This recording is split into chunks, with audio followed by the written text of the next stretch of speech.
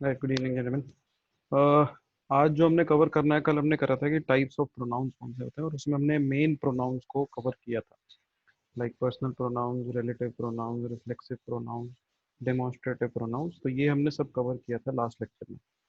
इस लेक्चर में we can clearly see कि ऐसे कौन से बेसिक रूल्स हैं जो प्रोनाउंस को कवर करते हैं। लाइक कभी भी अगर आप स्पॉटिंग एरर्स में, जिनमें सेंटेंसेस में हमने जैसे नाउन के लिए सॉल्व किया था, उसी तरीके से प्रोनाउंस के लिए भी हमें सॉल्व करना है। So for that we require a certain set of rules, और वो रूल्स को याद करना बहुत ही ज़्यादा इजी रहेगा if we start practicing directly from the assignments I give you, right?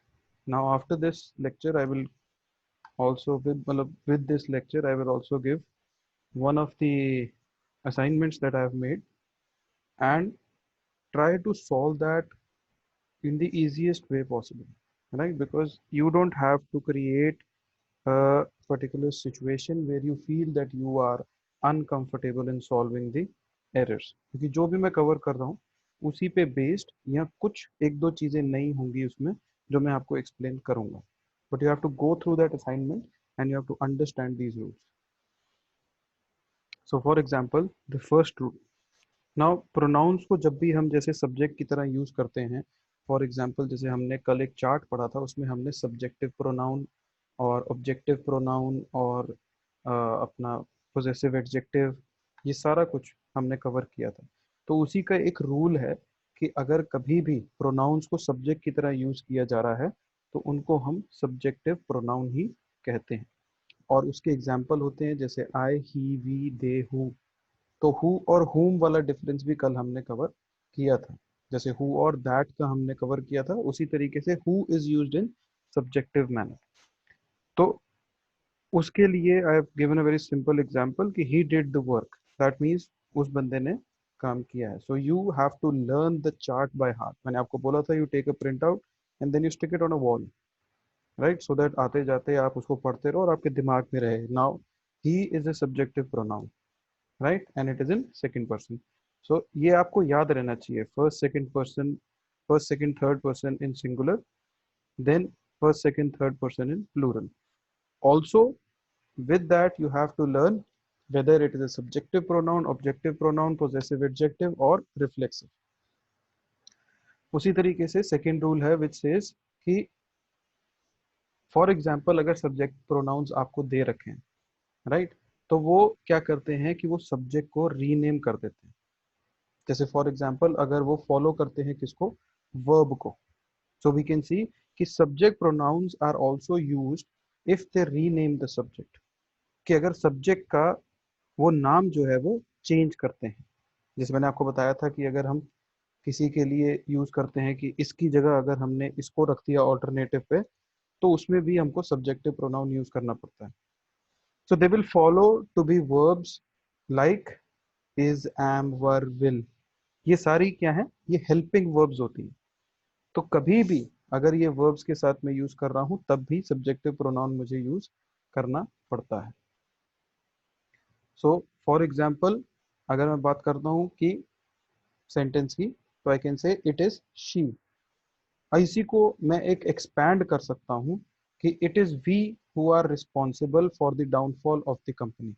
Now here the subjective pronoun, one of them is we, and the second subjective pronoun is who, used with the help of a helping verb which is, right? इसको समझने के लिए you'll have to go through a certain number of sentences as practice, तो आपको ये और थोड़ा clear हो जाएगा. Then third we can see कि it is like for example अगर मैं आपको सेंटेंस से समझाता हूँ. फॉर एग्जाम्पल अगर सेंटेंस दिया हुआ है it is I who is sorry, right, तो आई के बाद जनरली इज दिया हुआ है हु के बाद, विच इज इनकरेक्ट बिकॉज आप कोई भी सेंटेंस इस तरीके से नहीं बनाते कि आई इज सॉरी. तो अगर आप सेंटेंस में हु का सब्जेक्ट नहीं भी रख रहे हो, लेकिन उससे पहले जो आपका प्रोनाउन लगा है उसके साथ की हेल्पिंग वर्ब जो है वो ही यूज होगी. आप रैंडम कोई वर्ब वहां पे नहीं लगा सकते. जैसे फॉर एग्जाम्पल अगर इस इनकरेक्ट सेंटेंस को मैं दो हिस्सों में डिवाइड कर दूं तो उसमें मैं कैसे सही सेंटेंस बना सकता हूँ। एक मैं बोल सकता हूँ आई एम सॉरी, और मैं बोलता हूँ कि ही इज सॉरी। सो आई के साथ क्या यूज करता हूं मैं, am for singular, and he के साथ मैं क्या यूज करता हूं, इज सिंगुलर। अब इसमें याद रखने वाली बात एक ही है कि for example I write it down, you have to remember that there are two exceptions. जैसे फॉर एग्जाम्पल अगर एक्सेप्शन की मैं बात करता हूं तो the subjective pronoun I and you, ये इकलौते सिंगुलर सब्जेक्ट्स हैं जो हमेशा या मोस्ट ऑफ द टाइम किसके साथ यूज होते हैं, प्लूरल वर्ब के साथ।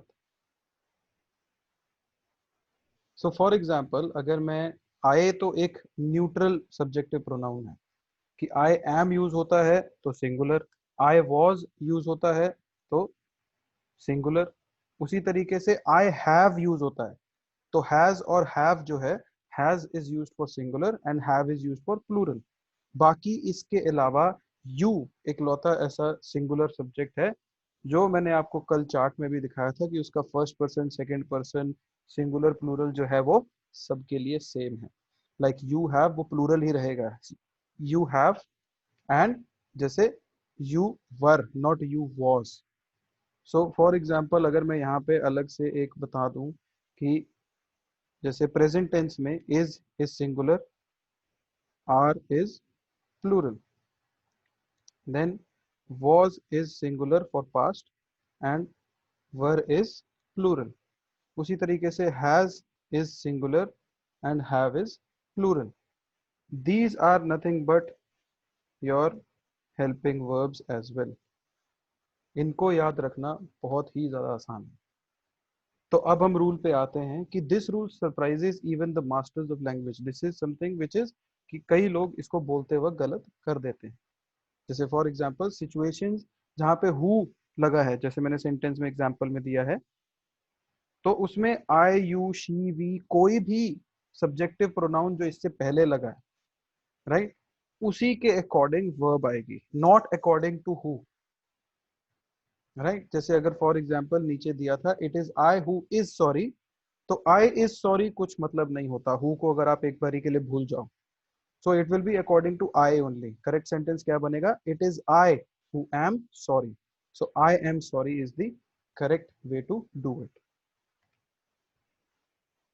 then rule number 4 we can see कि other than subject pronouns there are also objective pronouns जो हमने कल किए थे, which are commonly known as direct object, indirect object and object of preposition। कि किसी भी तरीके से अगर मैं उसको रिलेट करूं तो वो चाहे डायरेक्टली अफेक्ट कर रहा हो, राइट, कि मैंने किसी को जैसे हेलो बोला तो जिसको मैंने हेलो बोला that is the direct object. मैंने किसी को बोला जिसने किसी और को बोला that is an indirect object. And object of preposition is the object which is used with the preposition. So object pronouns जो होते हैं उसमें कौन से वाले आते हैं, like we did the alternatives.